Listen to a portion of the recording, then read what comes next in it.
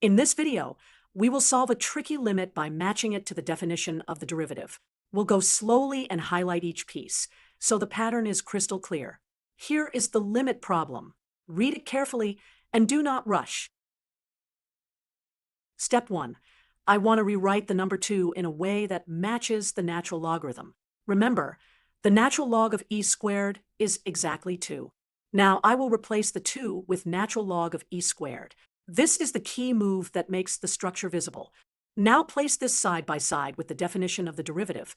The definition says f prime of a equals the limit as h goes to 0 of f of a plus h minus f of a all over h.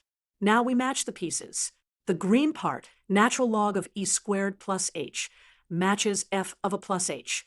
So f of x is natural log of x. The orange part, natural log of e squared, matches f of a. So the point is e squared.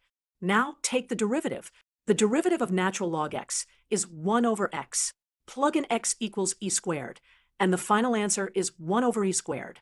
So the limit equals 1 over e squared. Notice how rewriting the number 2 as natural log of e squared makes the hidden derivative structure obvious.